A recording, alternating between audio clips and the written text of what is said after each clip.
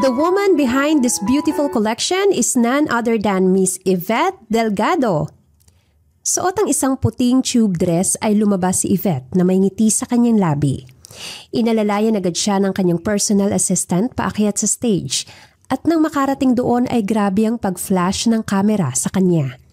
Huminga siya ng malalim at tiningnan ang mga tao sa unahan, maging ang kanyang mga magulang. Wow! Natatawa si Yvette at hindi makapaniwala sa mga taong nakikita niya. Marami pong salamat sa inyong lahat sa pagpunta sa napaka-importanteng araw ng buhay ko. Ang mga koleksyon na aking ipinakikita ay isa lamang sa mga paborito kong alahas na gawa ko mismo.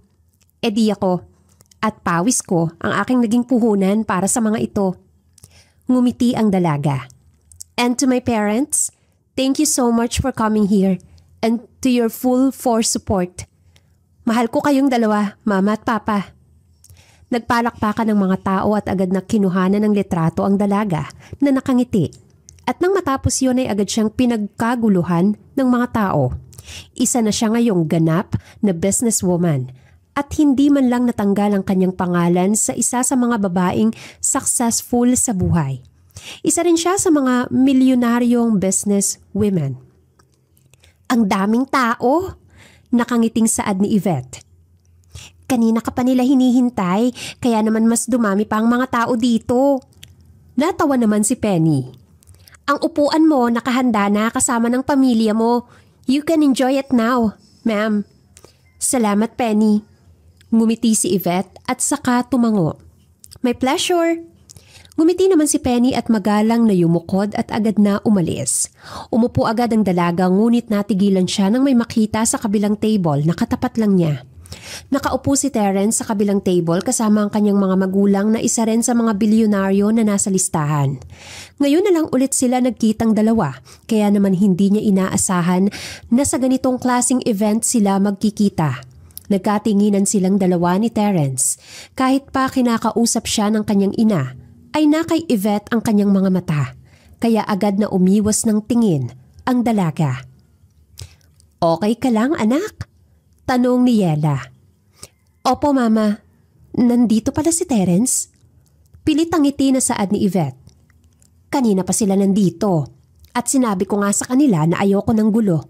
Kaya yon, mabuti naman at sumunod sila. Hinawakan ni Yela ang kamay ni Yvette. Magiging okay ka lang ba talaga na magtrabaho dito sa Pilipinas? Natawa naman si Yvette at saka tumango. Oo naman po. Wala naman po kaming ugnayan ni Terence kaya malaya ko na rin na magagawa ang mga gusto ko. Pero wag lang talaga nila akong susubukan, Mama. Ngumiti lamang si Yela dahil alam niyang lubos na naaapektuhan ang kanyang anak sa mga hindi nila pagkakaintindihan. Basta, ang gagawin natin ay hindi sila papansinin. Hayaan mo lang sila, anak. Nangako si Yvette sa kanyang sarili. Hindi na siya magkakaroon pa ng koneksyon sa binata. At hindi na siya magiging mahina sa lahat. Ayaw niya man na hindi makita si Terence ngunit nasa iisa lamang silang community. Kaya naman hindi maiiwasan na talagang magkausap silang dalawa. Porky belly po ba ito? Tanong ni Yvette. Opo, ma'am. Nilagyan na rin po yan ng sauce para maganda sa paningin. Bestseller po namin yan. Ngumiti ang lalaki. Ngumuso naman si Yvette dahil bawal siya sa baboy dahil mayroon siyang allergy. Natigilan siya ng maramdaman na may biglang tumabi sa kanya. At sa pag-angat niya ng tingin ay nakita niya si Terence na kumukuha ng pagkain. Umusog siya ng kaunti at agad na kumuha ng seafoods dahil yun lamang naman ang kakainin niya. Nakauwi ka na pala? Ako ba ang kinakausap mo? Tanong ni Yvette at tiningnan si Terence. Ngumisi naman ito. May iba pa ba tayong kasama dito? Napalunok naman si Yvette at tiningnan ng binata. Kauuwi ko lang kagabi dahil sa biglaan na tawag galing sa event na to. Hindi ko naman alam na nandito ka rin pala. Well, I was just invited and they told me that you were here. Kaya pumunta ako. Sagot ni Terence sa kanya. How are you? Seryoso ang boses nito. Ngumiti si Yvette at agad na kumuha ng chocolate. I'm fine. Sunod-sunod ang trabaho ko. Ikaw? Nanatili silang magkaharap isa't isa kaya naman panay ang pintig ng puso ng dalaga. Ibang-iba na ang aura ni Terence at mas lalo lamang itong naging gwapo sa kanyang bagong gupit na buhok. Hindi pa rin nawawala ang hikaw nito sa kaliwang tenga at ang tattoo nito ay umabot na hanggang sa gilid ng kanyang leeg. I'm just missing someone. Kalmadong saad ni Terence at ang tingin ay nasa kanya. Well, she's here, in front of me. You're joking. Kabadong tumawa naman si Yvette. Sana nga nagbibiro lang ako, Yvette. Anyways, I have to go. Ngumiti ang dalaga at tumango. See you around. Talagang magkikita pa tayong dalawa. Sige. Natawa si Terence at agad na hinaplos ang buhok ng dalaga na natigilan. Tiningnan ni Yvette ang binata at bumuntong hininga dahil sa labis na nararamdaman. Alam niyang mali ngunit hindi niya maiwasan na makaramdam ng kiliti sa kanyang puso. At iisa lamang naman ang ibig sabihin nun. Apektado pa rin siya sa presensya nito. Kinabukasan ay binisita niya ang isa sa mga mall na pagmamay-ari ni Yvette. Hindi alam ng mga tao na siya ang may-ari dahil ayaw niyang ipasabi iyon. Bumati ang mga staff sa kanya na agad niya namang sinuklian ng matamis na ngiti. Kumusta na ang lahat dito? Tanong ni Yvette sa kanila.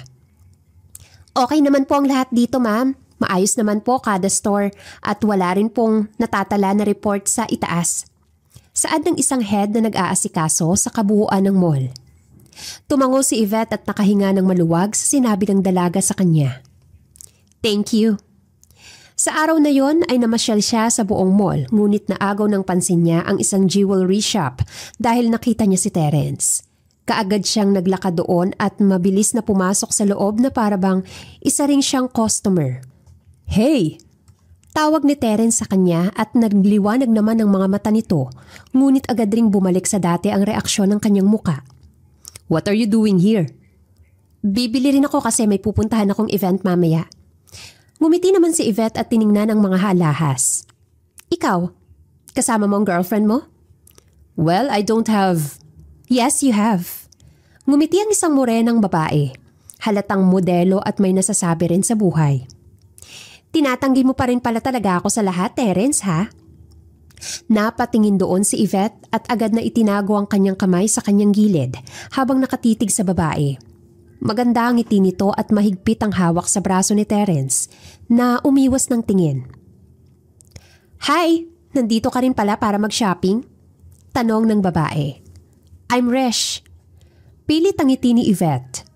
Hi, I'm Yvette. Nilingon ng dalaga ang buong store. May gusto ka ba o napupusuan na kwintas? Natawa naman si Resh. Yes, gusto ko sana na bigyan si Terence ng regalo.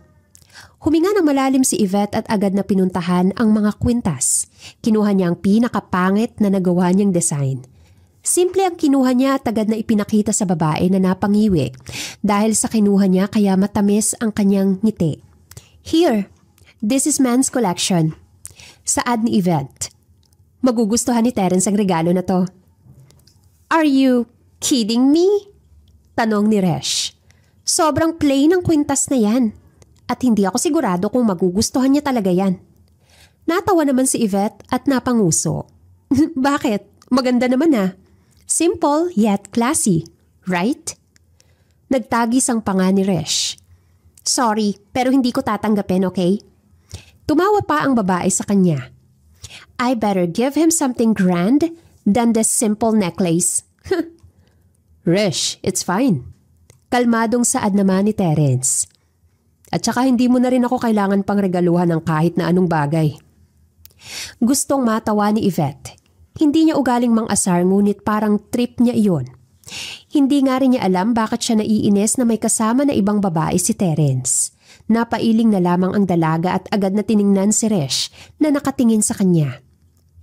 Wait, saad ni Resh. I know you. Tinuro pa siya ng dalaga. Ikaw si Yvette, na ex-girlfriend ni Terence, hindi ba? Ewan ko. Sagot ni Yvette at tiningnan si Terence. Hindi niya alam kung namamalikmata lamang ba siya na nakita niyang naaaliw ito sa kanya. Ikaw nga! At hindi aksidente na nagkita tayo dito. At binibigay mo sa akin yung necklace na cheap, right? Nagsiselos ka ba na kasama ko si Terence? Humawak pa ito sa braso ng binata. Hindi. Bakit naman ako magsiselos? Kaya mo na bang bumili ng sarili mong mall?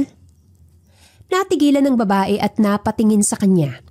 Bigla ay parang napaatras si Resh sa katotohanan na may-ari ang kausap niya. Ngumiti lamang rin si Yvette at agad na ibinalik ang kwintas at agad na pinalitan ng bago at sa kanya tiningnan si Terence na kagatang labi. Don't you insult my work, Miss Resh. Formal na saad ni Yvette. At hindi rin ako nagsiselos kung yan ang inaakala mo. Sayong-sayo na si Terence. Wala akong pakialam doon. Kaagad na umalis si Yvette habang dala ang kanyang bag. Iniayos niya ang kanyang sarili dahil masyado na siyang halata. Pumunta siya sa parking lot at bago niya pa mabuksan ang pintuan ng kotse ay may humawak sa braso niya. Dahilan para mapaabante siya. Terence! Gulat na tawag ni Yvette. Anong ginagawa mo dito? Ano yung kanina? Kanina? Pinopromote ko lang naman sa kanya yung gawa ko. Ano bang problema mo doon? Did she cry? Hindi maiwasan na maging bitter ng boses ng dalaga. Natawa naman si Terence at agad na napaupo si Yvette sa nguso ng kanyang kotse. Lumapit pa ang binata at inilagay ang tuhod nito sa pagitan ng kanyang mga hita. Bumilis naman ang pagtibok ng puso ni Yvette dahil alam niyang wala siyang kawala sa binata. Hindi mo pinopromote, Yvette. May meaning ang ginagawa mo. You're being possessive back there. Ayaw mo bang maagaw ako sa'yo?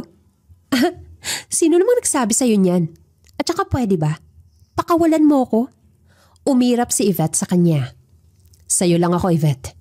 Seryosong saad ni Terence at agad na hinawakan ng bewang ng kanyang dalaga. She's not my girlfriend. Wala pa akong naging girlfriend noong naghiwalay tayong dalawa. Napalunok si Yvette at pakiramdam niya ay biglang nawala ang galit niya.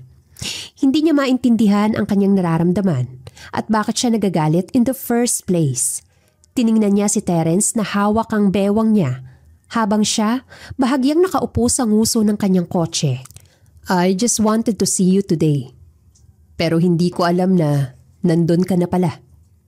Can we see each other more often? Bulong ng binata sa kanya. I can't. Umiwas agad si Yvette kaya naman tumama ang labi ng binata sa kanyang pisngi. Busy ako at ayokong malaman nila na nagkikita tayong dalawa. Kahit hindi naman dapat. Pero gusto kitang makita. Bulong ng binata at tumaas ang kamay papunta sa likuran ni Yvette at naglakbay sa leeg nito. Tiningnan ni Yvette ang binata at nakitang seryoso nga ito at kilala niya si Terence. Kaya niyang maipakita sa kanya ng walang makakaalam at kaya niyang gumawa ng paraan. Ganyan siya kaseryoso. Ngunit paano siya? I will decide this time. We will see each other more often. Tagong lugar. Tagong pagkikita. Seryoso at malamig na sabi ni Terence bago halikan ang kanyang leeg. See you. Kanino raw to galing? Itinuro ni Yvette ang bulaklak na agad na tiningnan ang loob nito. Napabuntong hininga siya nang makita ang pangalan ni Terence na nakaipit sa chocolate na nasa bulaklak. Ngumiti na lamang ang dalaga at agad na nagpasalamat sa kanyang personal assistant. Kape na lang siguro. Ngumiti si Yvette. Okay po ma'am. Wala na po bang iba?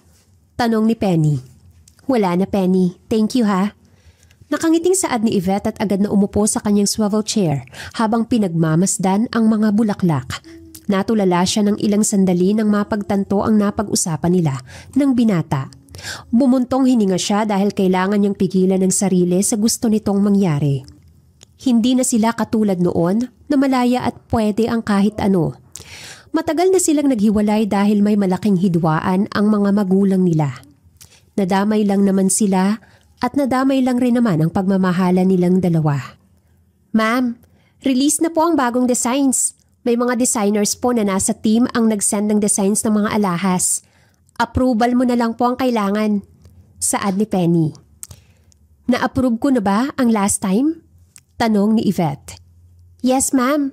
Na-release na rin po yun sa iba't ibang store. Sagot naman ni Penny sa kanya. Tumango si Yvette at agad na tiningnan ang mga samples at ilang mga descriptions na nakalagay sa paggawa doon. This is a very simple design. I like the details. Pakisabi sa team, gawin na nila ito at sisilip ako mamaya sa factory. Nang sumunod na oras ay naging abala si Yvette at sunod-sunod na meeting ang inattendan niya, kaya't bagsak ang kanyang katawan sa opisina. Tiningnan niya ang oras at nakitang 6:00 na ng gabi at may lakad pa siya mamaya. Hello? Sagot ni Yvette sa isang tawag. Where are you? Tanong ni Terence sa kabilang linya. Paano mo nakuha ang number ko? Nangunot ang noo ni Yvette at umahon mula sa pagkakahiga niya sa swivel chair. Ngumisi naman si Terence. From a friend. Umirap lang ang dalaga. Terence, don't make this so hard for the both of us. Alam mo naman ang nangyari noon, hindi ba? Alam mo naman siguro ang... I don't care, Yvette. Malamig ang boses ni Terence. Wala akong pakialam sa sasabihin nila sa akin. I want you. Ikaw lang ang kailangan ko at hindi sila. Gagawin ko pa rin ito kahit anong mangyari. Napapikit si Yvette. Masarap man sa pakiramdam ang mga sinabi ng binata, ngunit iba na yon sa kanya. Hindi mo alam ang ginagawa mo. It will affect the both of us. Please, Terence. I'm not your slave anymore, Yvette. Malamig na saad ni Terence. Not anymore. Nakagat niya ang kanyang labi nang ibinaba ni Terence ang tawag. Huminga siya ng malalim at agad na inalis sa isip ang pinag-uusapan nilang dalawa. Agad na iniayos ni Yvette ang kanyang tank top at agad na kinuha ang coat niya para umalis papunta sa importanteng meeting. Penny, ikaw na ang bahala dito ha. Maaga akong aalis today. Saad ni Yvette. Yes ma'am, sabi naman ni Penny. Tumango si Yvette at agad na dumiretso sa elevator paglabas. Naghihintay lang siya ng ilang sandali at nang makapunta sa tamang floor ay agad siyang lumabas.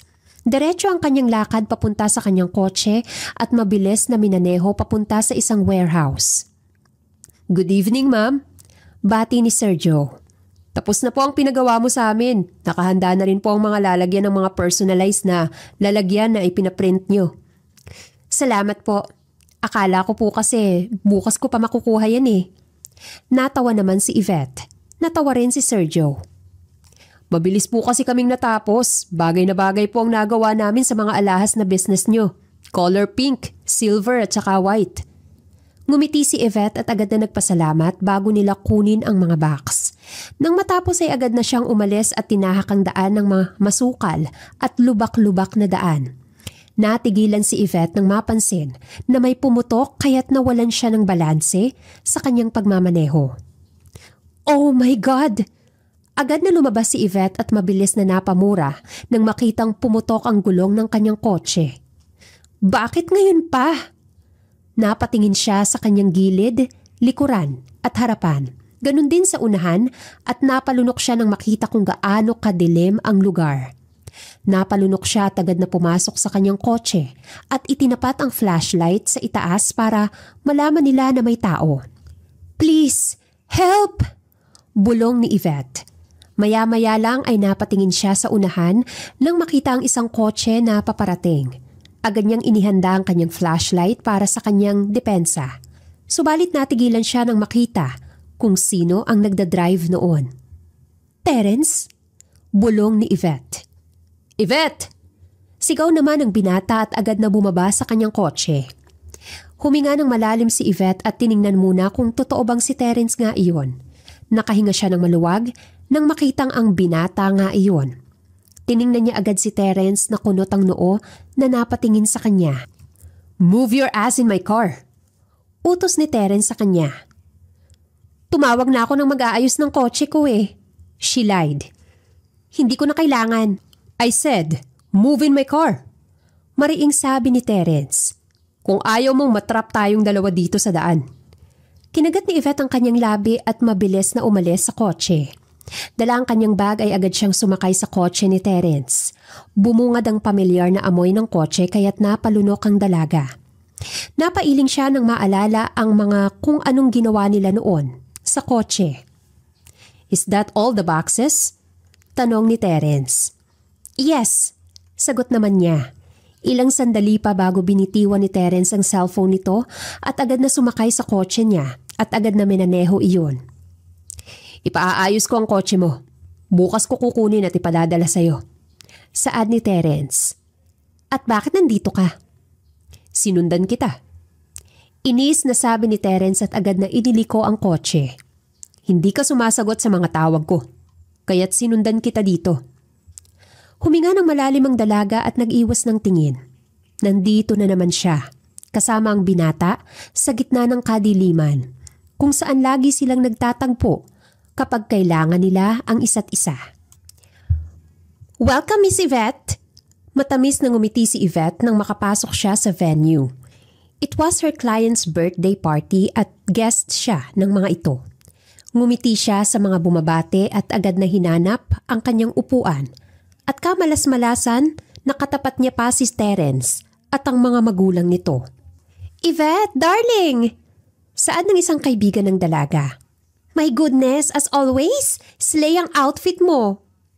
Natawa si Yvette at hinalikan niya si Nadine sa kanyang pisngi. I miss you, Nadine. Ngayon na lang ulit tayo nagkita. Busy ka ba? Ngumiti naman si Nadine sa kanya. You know, I'm engaged na. Ipinakita nito sa kanya ang kanyang daliri. Mexican boy. Uy, congrats! Nakangiting saad ni Yvette. Kasama ba kita sa upuan? Wala akong kasama dito at alam mo naman hindi ba? Napatingin si Nadine sa kabilang table at natawa bago hawakan ng dalaga. Actually, nabati ko na silang dalawa ni Resh. Hindi ko alam kung bakit nandito yung babae na yan, pero wag kang mag-alala dahil kami ang kasama mo. Nagsimula ang party at tanging ngiti at palakpak lang ang ginawa ni Yvette. Hindi rin nakakatulong na nasa kanya ang tingin ni Terence.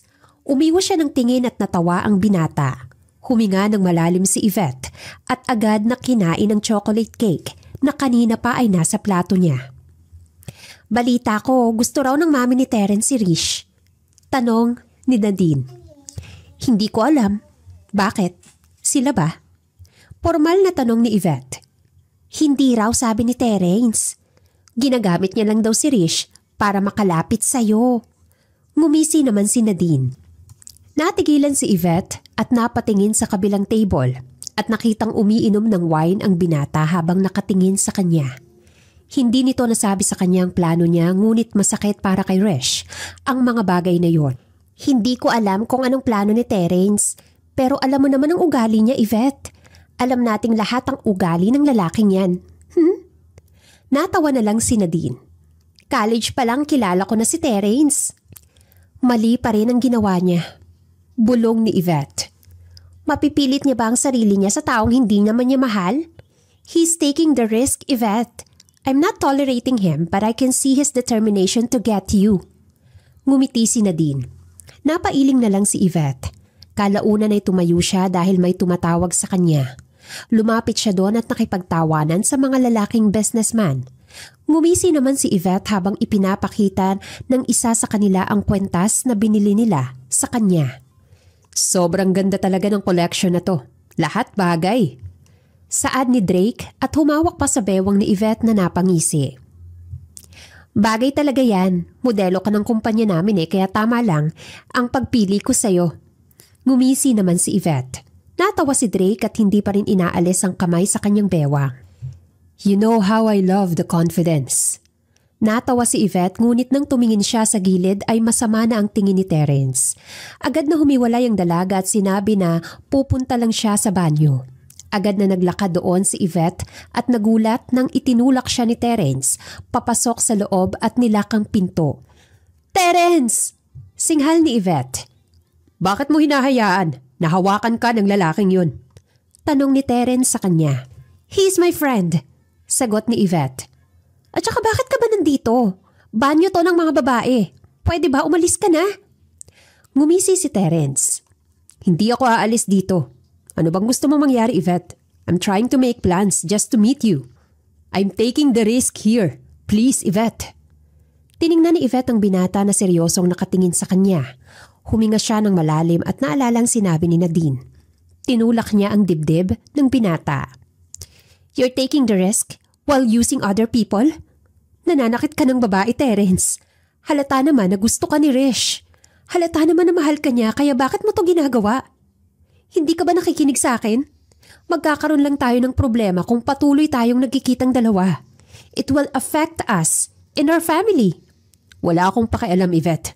As long as nakakalapit ako sa iyo ng ganito, gagawin ko. Wala akong pakialam sa sasabihin nila. Dahil mahal kita at gagawin ko ang lahat. Kung kailangan kong gumawa ng paraan para makita ka, gagawin ko. This is wrong, Terence. Maling-mali ang ginagawa nating dalawa. May nasasaktan kang tao. At nasasaktan ko lang din ang sarili ko. Please. Umiling si Terence at mabilis na hinawakan ng magkabilang pisngi ni Yvette. I want to give it a shot. Please, Yvette. I love you. Hayaan mo akong gawin to. Nangilid ang luha sa mga mata ni Yvette. Hindi niya kayang nahihirapan silang dalawa, lalo pat may isang taong nasasaktan. Ayaw niyang maging dahilan ng sakit ng ibang tao, ngunit pwede ba siyang maging makasarili? Pwede ba munang siya naman? Tiningnan siya ni Terence na hawak ang pisngi niya. I love you. I still do. I'm playing with temptation. And you're not exempted, Yvette. Napapikit ang dalaga ng halikan ni Terence ang kanyang labi. Napahawak siya sa leeg ng binata at hinayaan ang kanyang sarili. Napahawak siya sa toksido ng binata at dumaing dahil sa kabay nito na naglalakbay sa kanyang katawan. No one can touch you except me. Bulong ni Terence. Tinapik nito ang bewang ng dalaga. Ang parting to. Akin lang yan, Yvette. Ako ang nagmamay-ari sa parting to. Maging ang buong pagkatao mo. Terence. Namaos ang boses ni Yvette nang mahawakan nito ang gitnang parte ng kanyang hita. Tiningnan siya ni Terence habang hawak nito ang isang hita niya. Akin ka, Yvette. Tumango si Yvette at napahawak sa binata kasabay nun ay ang sunod-sunod na daing niya habang nakayakap.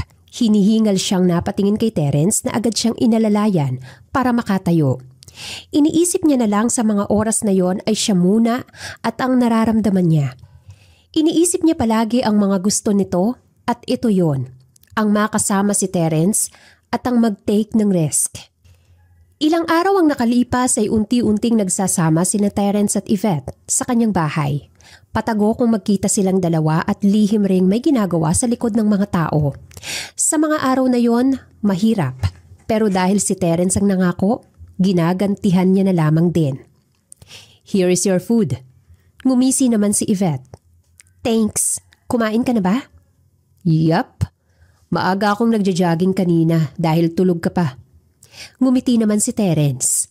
May gagawin ka ba ngayong araw? Day off ko. Bakit mo natanong? I want to date you. Sabi ni Terence at inayos ang buhok ng dalaga. Suot nito ang kanyang damit na kita ang hulma ng bilog nitong mga dibdib. Walang suot na pang ibaba. I want us to explore more places here. Alam ni Yvette ang magiging consequence ng mga bagay na ginagawa niya. Ngunit bakit tila masaya siya? O baka lang na-miss niya ang presensya ng binata. Alam niyang sa mga susunod na araw ay sisingilin siya ng tadhana, ngunit gusto niya na muna na sa mga oras na to maging masaya siya, kahit sandali lang. Okay, ngumiti si Yvette. I book a flight. Siargao? Ngumisi naman si Terence. Nanlaki ang mga mata ng dalaga at napatingin sa binata. Really?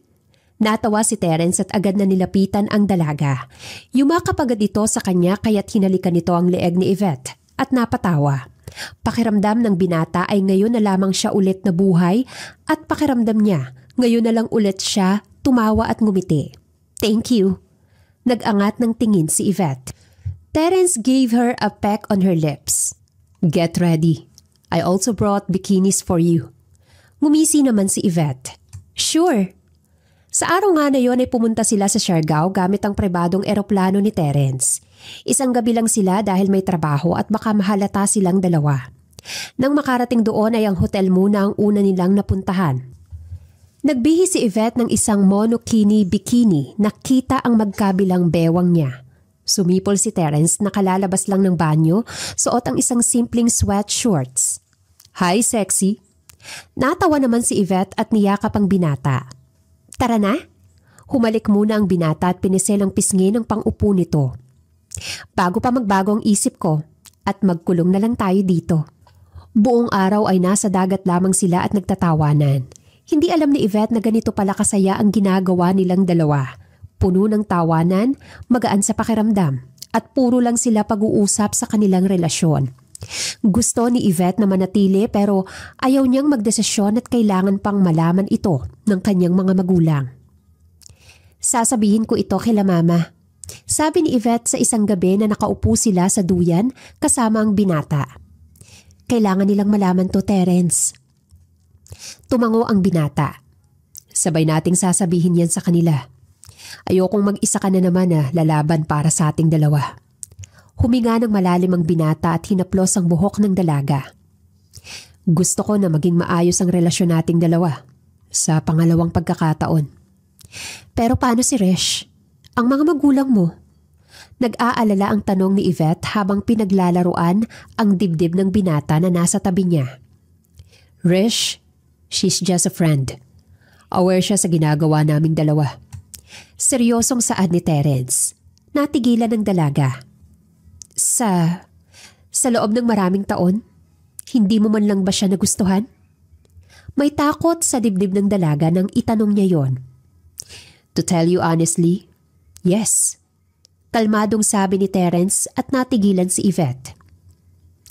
Pero hindi nun mapapantayan ang pagmamahal ko para sa iyo, Yvette.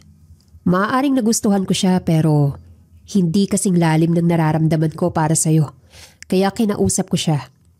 Aware siya sa nangyayari at nagkasundo kaming dalawa. Hindi naman sumagot si Yvette. Hindi niya alam kung bakit siya nasasaktan. Huminga siya ng malalim at napansin ni Terence ang pananahimik ng dalaga. Baby, tawag ni Terence sa kanya. Are you mad? No, sagot agad ni Yvette. Hindi naman kita masisisi kung magkagusto ka sa iba. Wala rin naman sa akin ang puso ko kaya wala akong masabi sa mga ginagawa mo o kung sino ang tao na mamahalin mo. Hinawakan ni Terence ang pisngi ng dalaga at natigilan siya nang makitang nangingilid ang luha sa mga mata ni Yvette. Nag-aalala siyang napatingin doon at mabilis niyang niyakap ang dalaga. Gusto niyang sapakin ang kanyang sarili dahil sa sinabi, ngunit yun naman talaga ang totoo. Baby, bulong ni Terence at niyakap siya. Hindi naman ako galit. I was just hurt. Knowing na kapag hindi tayo nagkita pa magkagusto ka nga talaga sa iba. You know, I'm so clingy to you back then and I'm kinda possessive. Baka kapag nakita kong magkasama kayo, hindi ko naman mapigilan ang sarili ko. Mahinahon na saad ni Yvette at mas lalo lamang siyang nahiya sa kanyang sarili. Ngumisi si Terence sa kanya. Pwede naman yun, Yvette. Pwede mong gawin ang lahat ng gusto mo sa akin. Nag-angat ng tingin ang dalaga. I'm not joking. Ngumuso si Terence at hinaplos ang pisngi niya. Hindi niya aakalain na babalik at babalik pa rin siya sa unang babaeng mahal niya. Hinalikan ng binata ang dalaga sa paraan na mararamdaman nito ang pagmamahal niya. Ikaw lang. Walang ibang babae, kundi ikaw lang. Talaga? Talagang talaga. Hihintayin ko na maging maayos ang lahat. We will be in public, okay? Ayokong itago ang relasyon natin sa ibang tao. I want to show everyone that I'm your boyfriend. Napatitig si Yvette sa binata. Sinsero ang mga mata nito na nakatingin sa kanya. Kung kaya nitong ipaglaban ang nararamdaman para sa kanya, siguro ay ganun rin ang gagawin niya. Matagal niyang hinintay si Terence at pakiramdam niya, ito ang oras para lumaban. I will take the risk. Kalmadong saad ni Yvette at niyakap ang binata. Gagawin ko rin ang lahat. I love you. Emosyonal na saad ni Terence. Sa'yo pa rin talagang bagsak ko. Ngumiti si Yvette at sabay nilang pinagmasdan ang papalubog na araw habang magkayakap silang dalawa ng binata at tahimik na pinagmamasdan ang dagat. Dumaan ang mga araw, mas lalong nagiging mas malala ang mga nangyayari sa kanilang dalawa ni Terence. Madalas ang kanilang pagkikita at kung minsan naman ay harap-harapan na napunta ang binata sa kanyang opisina. Mas lalo lamang nagugustuhan ni Yvette ang kanilang ginagawa at mas lalo lamang lumalalim ang kanilang pagmamahalan sa isa't isa. So, It was you all along? Boses ng ina ni Terence na si Tanya. Natigilan si Yvette sa pag-aayos ng mga alahas sa kanilang store nang marinig ang isang pamilyar na boses sa kanyang likod. Agad siyang humarap at nakita si Resh at ang ina ni Terence na nakatingin sa kanya. Muli siyang kinabahan ngunit hindi niya yon ipinakita dahil sawang-sawa na siyang maging kawawa. Ikaw ang dahilan kung bakit wala ang anak ko. Ikaw rin ang dahilan kung bakit nawawala ang loob ni Terence sa piling ng girlfriend niya. Akala ko ba tapos na kayong dalawa? Ano na naman ba ang ginagawa mo at hindi ka na nadadala? Ano pa bang kulang para lang layuan mo ang anak ko? Ha? Pera? Hindi ko po kailangan ng pera ng kahit na sino. Seryosong sagot ni Yvette. At sa tingin ko, ang anak niyo ang kakausapin niyo at hindi ako. Really? Tumawa si Tanya at may kinuha sa kanyang bag. Itinapon niya yon sa harap ni Yvette na napapikit at agad ring napadilat. Kalat na ang mga litrato ninyo ng anak ko. At kitang-kita naman kung sino ang unang lumalapit sa anak ko. Hindi ka pa rin ba nakokontento ha? Akala ko ba matalino ka, Yvette? Gusto mo bang maging kabet na lang ni Terence? Tiningnan ni Yvette ang mga litrato at nakita nga niya doon ang pagkikita nilang dalawa. Maging ang mga halik na pinagsaluhan nilang dalawa. Napalunok ang dalaga at agad na tiningnan ang ina ni Terence. Ngumisi lamang ito sa kanya at halata naman ang pagkakapahiya sa mga mata ng dalaga kaya't malalim siyang bumuntong hininga. Si Terence po ang unang lumapit sa akin. Siya ang unang kumausap sa akin at siya rin ang kusang nagpaplano ng mga gagawin namin. Hindi nga dapat ako ang kausapin ninyo eh. Dapat si Terence. Ngumiti si Yvette at tiningnan si Resh. Did I make you cry, Miss Resh? Pang-aasar pa ng dalaga. How dare you? Alam mo may girlfriend na si Terence. Sigaw nito dahilan para mapatingin ang mga tao. Hindi pa ba sapat sa iyo ang mga negosyo mo at nagagawa mo pa rin kumabet sa may girlfriend na? Saan ka kumukuha ng lakas ng loob? Itinulak naman ni Resh ang dalaga. Never stood that low, Resh.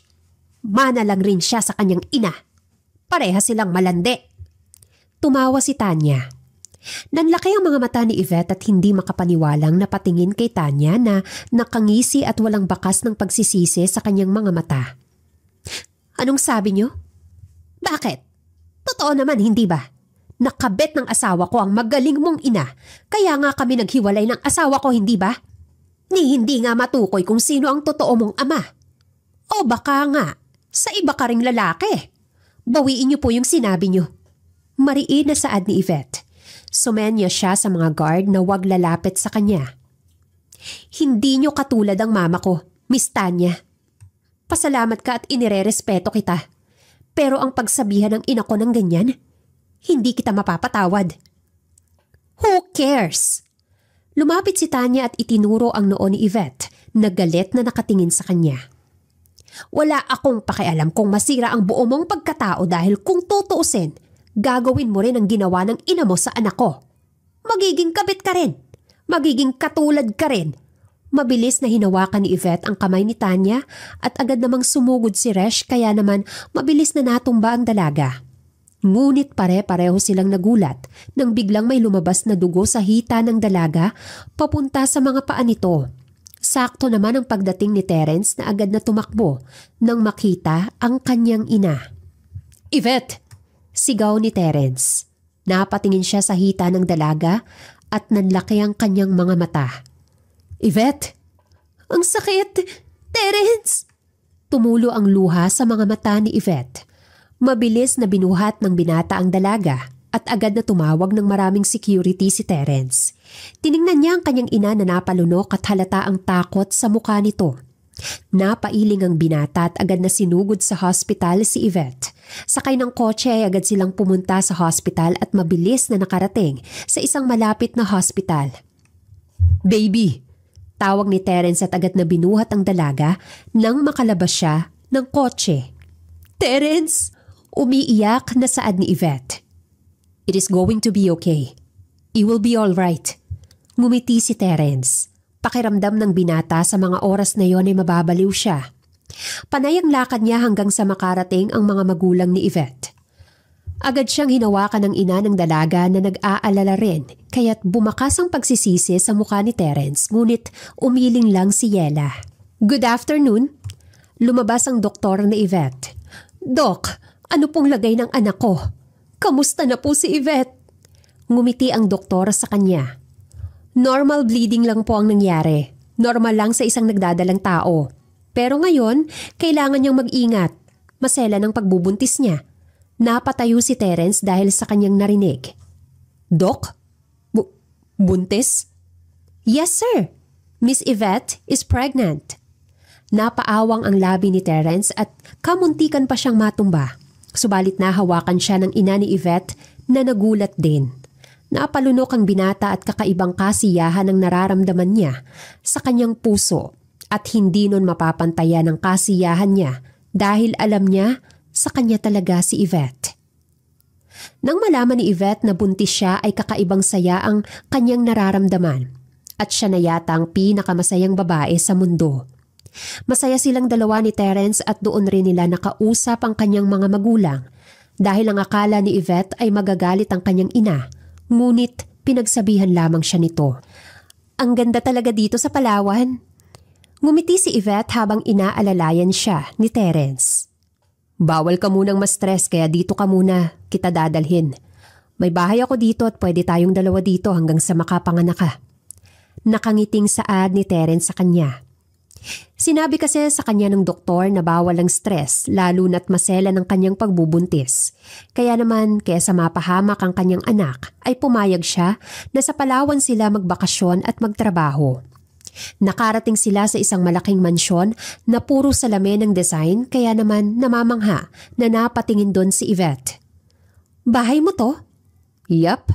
Dito ako madalas kapag wala akong ginagawa sa Maynila. Dito lang rin ako nagkukulong kapag namimiss kita." Ngumisi si Terence at inalalayan sa pag-upo ang dalaga. Ngumuso naman si Yvette. "Magkasama na tayong dalawa ngayon. Hindi ka na pwedeng magkulong dito." "You can do whatever you want. Kapag may kailangan ka, tawagin mo lang ako sa opisina ko, dyan sa itaas." Tumango si Yvette at tiningnan ang binata na nakaakbay sa kanya. "Ano kayang sasabihin ng mga magulang mo, no?" Bumuntong hininga ang binata. "Baby, ako nang bahala dun. All you have to do is rest here and eat whatever you want. Kapag handa ka na, pwede na nating sabihin sa kanila. Pwede na natin silang makausap." Hinaplos nito ang pisngi ng dalaga. "Mas mahalaga sa akin ngayon ay kayong dalawa ni baby." Sa araw na yon ay natulog at kumain lamang si Yvette. Nang magising siya kinabukasan ay may nakahanda ng pagkain na para sa kanya. Ngumuso ang dalaga at agad na kumain dahil nakaramdam agad siya ng gutom at nang matapos, lumabas siya para hanapin si Terence. "Saan ka ngayon?" tanong ni Yvette. Napatingin ang dalaga sa hindi kalayuan at napangisi nang makita si Terence na nagsusurfing na mag-isa. Naglakad siya palabas habang hawak niya ang kanyang pagkain at pinanunood ang binata na eksperto sa surfing board. Nang matapos ito ay mabilis siyang pinuntahan at niyakap kaya't natawa ang dalaga. "Basa ka eh." Natatawang saad ni Yvette. "Did you eat?" tanong naman ni Terence habang pinupunasan ang basa nitong buhok. Tumango si Yvette. "Kanina pa kita hinihintay. Akala ko kung nasan ka na. Marunong ka naman palang mag-surfing eh." "Sino bang nagturo sa akin?" Nakangising tanong ni Terence. Natawa na lang si Yvette. Pumasok sila sa loob at agad na nanood ang dalaga ng kanyang paboritong palabas. Hindi niya alam na magiging maganda ang kanyang bakasyon dahil wala siyang iniisip kundi ang kanyang anak. Masyado na siyang matanda para sa kanya. Hindi na siya bata para ma-stress. Mas importante sa kanya ngayon ay ang pagmamahal niya para sa anak at ang pagmamahal para kay Terence. "Hindi pa ba tumatawag sa'yo sila mama?" "Hindi pa. Baka abala pa rin sila dahil sila ang naiwan sa negosyo mo. Bawal ka pang magtrabaho, okay?" Yumakap si Yvette sa binata. "Ang saya pala pag ganito. Tahimik lang, yung tayo lang dalawa. Sana makapunta dito sila mama. Kasi hindi ko alam ang gagawin dahil first time ko to."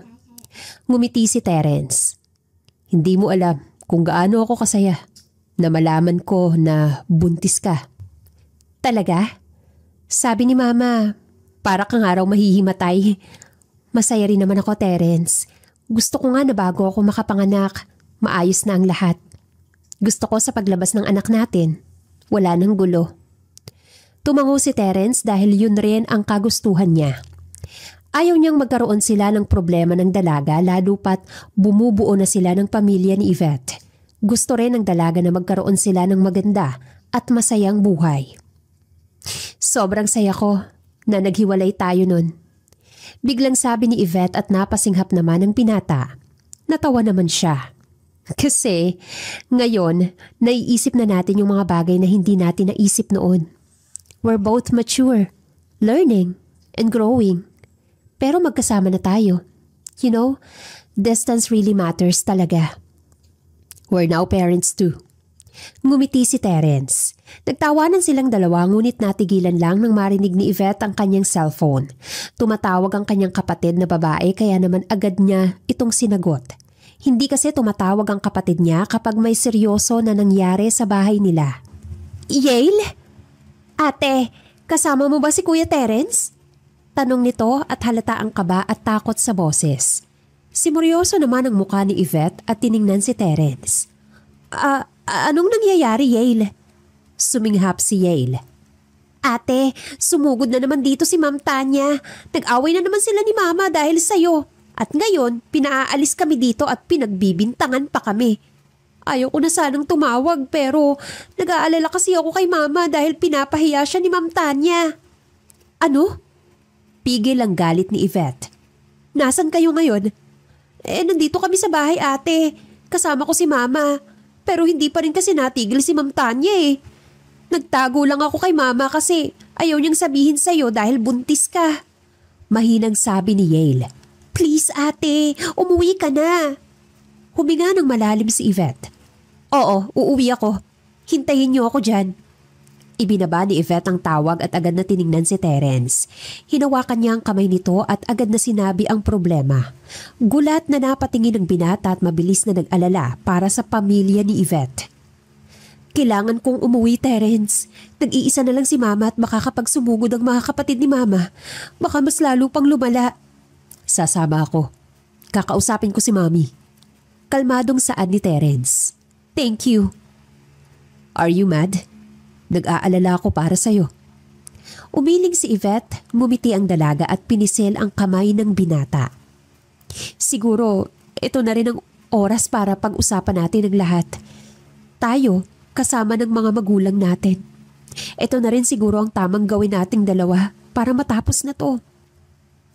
Habang nakasakay sa eroplano pauwi si Yvette, ay pinili niyang maging kalmado. Pinili niyang isipin ang mga bagay na hindi gusto ng mga magulang ni Terence at ang problema nito sa kanyang ina na walang ginawa kundi ang magpasensya at maging mabait na lang. Baby, okay lang ako. Kausapin na lang natin ang mga magulang mo at ganun na rin ang mga magulang ko. Tumango si Terence. I love you, okay? Mahal na mahal kita. Hinaplos nito ang kamay ng dalaga. Ngumiti si Yvette at sumandal. Mahal din kita, Terence. Higit pa sa sobra. Gabi na sila nang makarating ngunit hindi man lang napagod si Yvette. Mas nanaig pa sa kanya ang makausap ang mga magulang. Mabilis silang sumakay sa kotse at nang makababa sila ay nakarating sa entrance. Hawak ni Yvette ang kamay ng binata habang nag-iisip rin ito at ramdam din niya ang galit ni Terence. Tatawagan na lang kita. Saad ni Yvette nang huminto ang kotse sa gate nila. I love you. Seryosong sabi ni Terence sa kanya. Mahal din kita. Ngumiti naman si Yvette. Bumaba si Yvette at agad na pumasok sa kanilang bahay. Napatayo agad ang kanyang ina nang makita siya at agad silang naglakad, papunta sa dalaga, na naglalakad papunta naman sa kanila. Yumakap si Yvette sa kanyang ina. Ngumiti dahil hindi nga siya nagkamali. Kumpleto nga sila. Anak, bakit ka umuwi ka agad? May problema ba? Tanong ni Yela. Nabalitaan ko po ang nangyari. Okay lang po ba kayo, Mama? Napatingin si Yela sa kanyang pangalawang anak na nag-iwas ng tingin. Bumuntong hininga si Yela. Okay lang ako. Nagkaroon lang kami ng sagutan ni Tanya pero wala na yon. Kalimutan na lang natin ang nangyari. Nangunot ang noo ni Yvette nang makitang may sugat ang ina sa gilid ng labi nito. Namamagari ng pisngi nito dahil maputi ang kanyang ina. Nakikita ang mga daliri sa pisngi nito. Hinawakan niyo ng dalaga at napatalon si Yela at mabilis na kumalabog ang kanyang dibdib. Ginawa niya to sa inyo? Kalmadong tanong ni Yvette. Yvette, anak. Kinakabahan na pagtawag ni Yela. Kalmado ako mama pero hindi ibig sabihin nun palalagpasin ko ang ginawa niya sa'yo. Tiningnan niya ang kanyang ina. Nangako ako nun at nagsabi na kapag sinaktan ka pa niya, hindi na ako magdadalawang isip. Nangilid ang luha sa mga mata ni Yela. Please anak, hayaan na lang natin. Wala naman na tayong magagawa. Hindi mama. Wala akong pakialam kung magalit sa akin si Terence pero hindi tama ang ginagawa niya. Hindi tama na sinasaktan lang niya dahil wala ka namang kasalanan. Tumaas na ang boses ng dalaga. Hinawakan ni Yela ang anak dahil ayaw niyang mag-alala pa ito sa kanya. Ayaw ni Yela na maging isa siya sa mga dahilan kung bakit nahihirapan ang kanyang anak. Ngunit lahat sila ay walang nagawa na sumakay si Yvette ng kotse. Agad na sumunod ang mga kapatid at tito ni Yvette. Dala ang isang van kaya agad doon sumakay si Yela. Nako, mukhang gulo ito. Saad ng isang kapatid ni Yela. Galit na galit ang anak mo, Yela. Kalmadong sabi ng isa pang kapatid nito. Alam nating lahat paano magalit si Yvette. Sakay ng kotse ay agad na pumunta si Yvette sa mansyon nila Terence. Nang makarating doon ay hindi na nag-abala pa ang dalaga na iparada ng maayos ang kotse.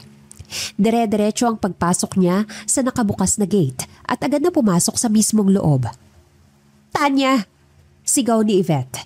Nanlaki ang mga mata ni Terence nang makita ang kanyang nobya. Bakit ka na naman nandito? Isang malakas na sampal ang ginawa ni Yvette sa ina ni Terence. Mabilis na tumakbo ang ina ng dalaga, ngunit hindi nagpatigil si Yvette at agad na dinuro ang ina ni Terence. Sobra ka na, Tanya. Sigaw-sigawan mo kami, paalisin mo kami, at kahit ano pang gawin mo, pinalagpas ko. Pero ang saktan mo ang mama ko, talaga namang wala na akong matitira pang respeto para sa'yo. How dare you! Ganyan ba ang gusto mong maging asawa mo, Terence? Ganyang ugali? Sumusugod ka sa bahay ko nang walang permiso ko at gumagawa ka pa ng eskandalo para ano? Para magising kayo sa katotohanan. Yan ang dahilan kung bakit ako nandito. Ano pa po bang gusto mo sa amin? Ano pa po bang gusto mong mangyari? Tinigilan ka na namin, di ba? Ginawa na namin ang gusto nyo. Ginawa ko ng mga sinabi mo noon. Iwan mo si Terence. Ayokong magkaroon ng mapapangasawang anak ko na isang anak ng kabet. Kayo ang sumira ng pamilya ko. Kayo ang dahilan kung bakit hindi buo ang pamilya na meron ako. Natigilan si Yvette ngunit hindi yun sapat para sa kanya. Hindi yun magiging sapat na dahilan para saktan nito ang kanyang ina. Matagal nang tapos ang nakaraan, Tanya. Sigaw na naman ni Yvette. Hinawakan agad siya ni Terence ngunit ayaw talaga niyang tumigil. May kasalanan ng mama ko at ang asawa mo. Pero buo pa rin naman ang pamilya mo, hindi ba? Tinanggap naman ni mama ang parusa mo. Ano pa po bang gusto mo na gagawin ng mama ko? Lumuhod para sa kapatawaran niyo? Natawa si Yvette habang naiiyak naman si Yela sa tabi nito. Buo at masaya ang pamilya mo, Tanya. At ang tanging gusto lang naman namin na maging masaya rin kami. Iniwan ni mama ang taong mahal niya noon dahil sa'yo. Iniwan niya ang lalaking mahal niya dahil sa'yo. Ngayon, ano pa po bang gusto niyo? You don't understand my pain, Yvette. Umiling si Tanya na seryoso ang muka. At hindi rin namin kasalanan kung bakit ka nasasaktan ngayon, Tanya.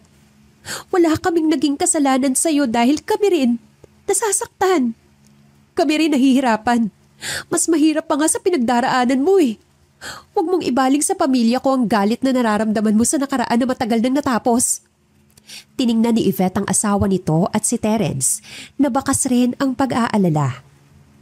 Dahil kahit kailan, hindi namin sa iyo ibinaling ang nararamdaman namin. Hindi nakasagot si Tanya. Masyadong mabait ang mama ko para pagsabihan kayo. Kung may naging kasalanan man ng mama ko, yun ay ang mahalin ng lalaking asawa mo na ngayon. Hindi mo rin pwedeng sabihin na hindi ko pwedeng mahalin si Terence Dahil alam mo rin ang pakiramdam ng magmahal. Hindi na nga nakasagot si Tanya at nanatili siyang nakatingin kay Yvette. Huminga ng malalim ang dalaga at hinawakan ng kanyang ina na tahimik at hindi nagsasalita. Ang tanging hiling ko lang na sana kapag lumabas ang anak ko, hindi kayo maging mahigpit sa pagmamahal sa kanya. Dahil kami, tapos na kami sa nakaraan. Habang kayo, pilit mo pa rin ikinukulong ang sarili mo na hindi naman na dapat. Mom, please.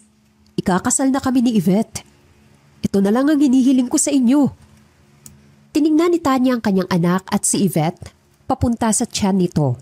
Huminga ng malalim ang dalaga at lumapit kay Tanya na nakatingin sa kanya. Matagal nang tapos ang ipinaglalaban nyo. Kung galit pa rin kayo sa amin, sige. Pero sana hindi rin ito maranasan ng anak ko na magiging apo nyo. Ito na rin ang huli na malalaman ko na sinaktan mo ang mama ko.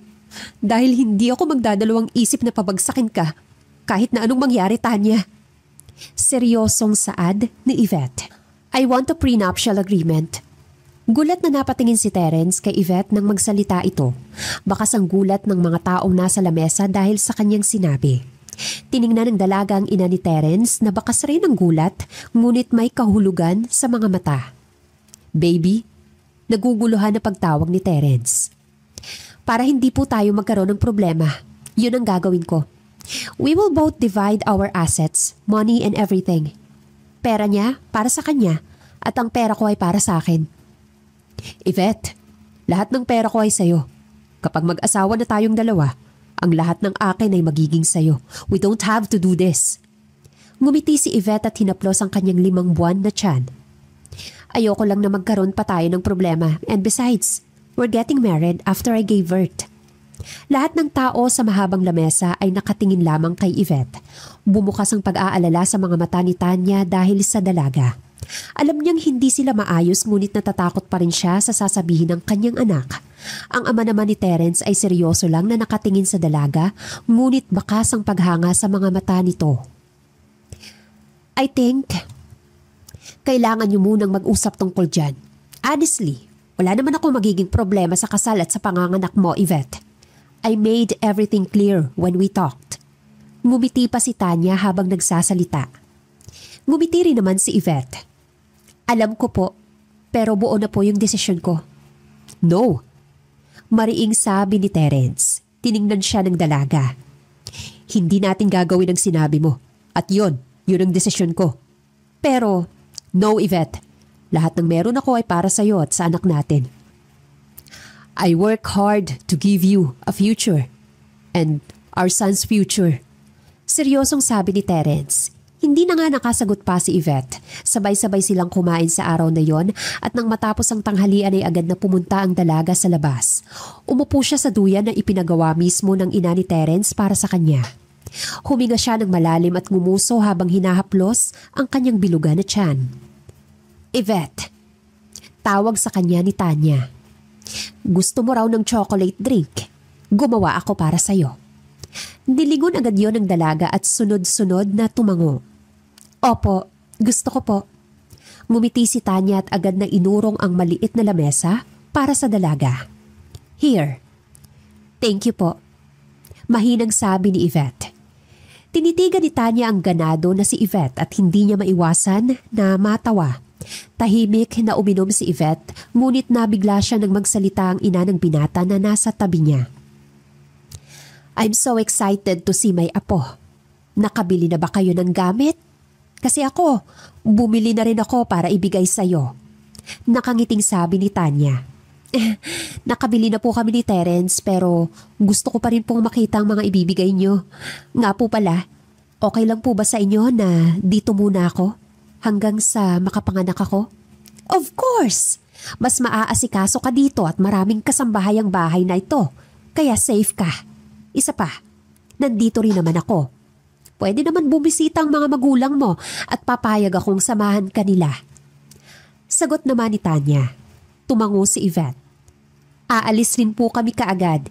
Yvette! Tawag ni Tanya at hinawakan ng kamay ng dalaga. Napatingin doon ang dalaga. Welcome ka sa bahay anytime. Magiging asawa ka na ng anak ko kaya naman lahat ng gusto mo ay pwede mo nang gawin. I know it's hard to adjust, but I just want to let you know that you are our family and you're my son's wife. Nangilid agad ang luha sa mga mata ni Yvette. Mabilis siyang naging emosyonal dahil siguro sa kanyang pagbubuntis. Ngumiti ang dalaga at agad na tumango. Inalalayan siya ng matanda na tumayo at agad nilang nakita si Terence. Mabilis na umalalay ang binata at hinalikan ang noo ng dalaga at ngumiti. How was it? Nakangiting tanong ni Terence at inalalayan ng dalaga papunta sa itaas. Okay naman, dito ako mananatili hanggang sa makapanganak ako. Tumango naman si Terence at binuksan ang pinto. Pumasok silang dalawa at agad na humiga ang dalaga sa kama. Sumunod naman si Terence at hinawakan ng tiyan ng dalaga. Malapit nang lumabas si baby. Ako rin, nakangusong sabi ng dalaga. Gusto ko na talaga siyang makita. Natawa naman si Terence. After our marriage, lilipat na tayo ng bahay. Ngumiti lamang si Yvette. Hindi niya inaasahan na magiging ganito kaganda ang buhay niya sa pangalawang pagkakataon. Na magiging mas maganda ang kanyang buhay dahil sa binata na nagmamahal sa kanya. Niyakap ni Yvette ang kanyang magiging asawa. Thank you, Terence. Sa lahat ng nagawa mo sa akin, hindi mo ako sinukuan sa lahat. Sinabi ko na hindi ka mawawala sa akin kahit kailan. Sinabi ko rin sa sarili ko na kapag nagkita tayong dalawa, hindi na kita pakakawalan. Hinaplos ni Terence ang buhok ng dalaga na mas lalong yumakap sa kanya. Nagkausap na ba kayo ni Resh? Tanong ni Yvette. Tumango naman si Terence sa kanya. Nagkausap kami pero hindi naging maganda. Hinayaan ko na lang dahil alam kong maiintindihan niya naman ako. Huminga ng malalim si Yvette dahil mas nag-aalala siya sa nararamdaman ng dalaga. Ngunit gusto niya sa oras na ito ay maging selfish. Sa kanya lang si Terence at hindi niya kayang ibigay na lang ang lalaking mahal niya sa isang babae. Are you worried? Tanong ni Terence at sinilip ang dalaga. Natawa naman si Yvette. Hindi. Malapit naman na tayong ikasal, di ba? Kaya magwo-worry pa ba ako? I love the confidence. Natawa si Terence at hinaplos ang braso ng dalaga. Ngumiwi naman si Yvette. Tsaka, akin ka habang buhay ano? Yumakap ang dalaga sa binata. Humalakhak ang binata at agad na tumagilid ang pwesto para makita si Yvette. Nakanguso nga ang dalaga at tumingin sa kanya. Sa'yo ako. Pakis nga. Umirap si Yvette at agad na hinalikan ng binata na hinaplos ang likod ng dalaga. I love you, Terence. I love you. Ngumiti lamang ang binata at unti-unti na idinilat ang kanyang mga mata. I love you, Mrs. Sevilla.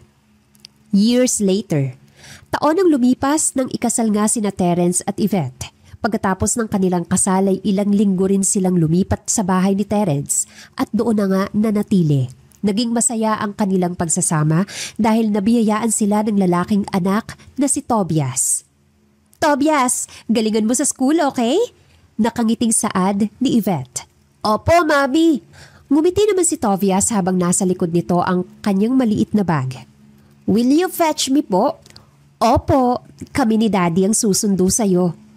Nakangiting saad ni Yvette at inayos ang buhok ng kanyang anak. Sa mga nakalipas na taon ay nag-focus silang mag-asawa sa kanilang nag-iisang anak. Gusto ni Yvette na mas pagtuunan nila ng pansin ang kanilang panganay bago sila gumawa ulit ng bago. Gusto rin ni Yvette na maging mas makabuluhan ang pag-aalaga nila sa kanilang anak. Good morning, ma'am. Bati ni Penny. Good morning. Is everything done? Ngumiti naman si Yvette. Yes, ma'am. Handa na rin po ang bago nating studio for photoshoot. Ngumiti naman si Penny.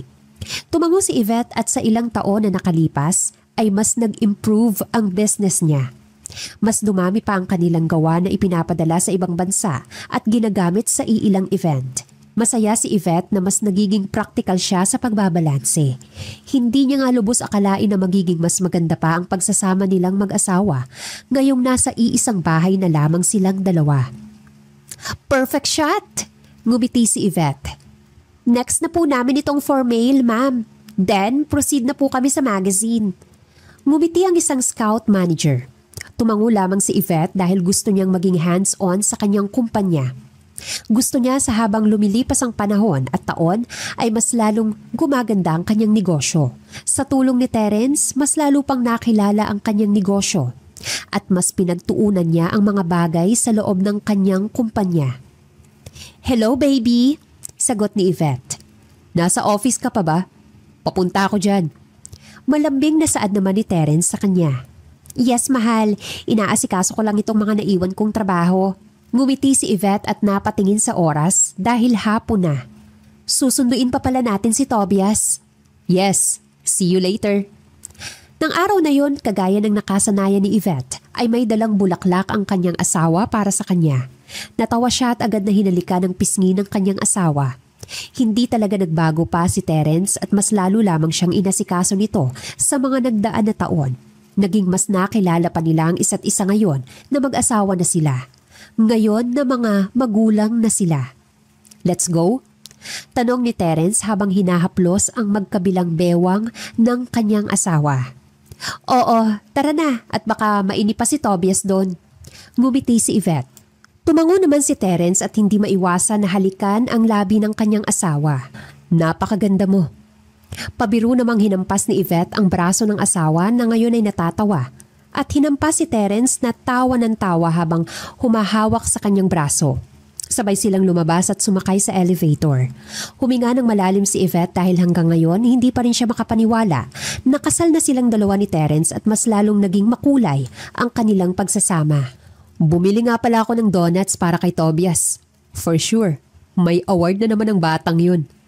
Nakangising saad ni Terence habang nagmamaneho. "Sigurado yan." Natatawa si Yvette at agad na hinawakan ng kamay ng kanyang asawa na nasa kanyang hita.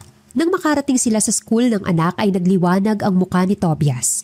Tumakbo ito papunta sa kanilang dalawa at nakita agad ni Yvette ang mga stars sa likod ng palad nito kaya kusa siyang napangiti. "May award po ako, Mami!" Pinakita nito ang kanyang kamay. "Sabi po ni Teacher Ann, magaling daw po ako." "Magaling ka naman talaga eh." Saan ni Terence at agad na inalalayan ng anak papunta sa backseat ng kotse. "Wow!" sigaw ni Tobias nang makita ang 3 box ng donuts. "Para sa akin po ba ito, Daddy?" "Oo, may award ka eh." Ngumisi si Terence at inalalayan naman ang asawa papunta sa passenger seat. "Sinabi rin ng mami mo, kaya bumili kami." Tumayo si Tobias sa kanyang upuan at niyakap ang kanyang mga magulang. Napangiti si Yvette at agad na hinawakan ng braso ng kanyang anak na nasa kanyang lieg. "I love you po, Mama at Papa." Malambing na saad ni Tobias. "The best parents po kayo." Nangilid ang luha sa mga mata ni Yvette at hinaplos ang kamay ng kanyang anak. Nagkatinginan silang dalawa ng kanyang asawa at ngumiti ng sabay dahil alam nila kung gaano sila kaswerte sa kanilang anak. And that makes them happy living their best life.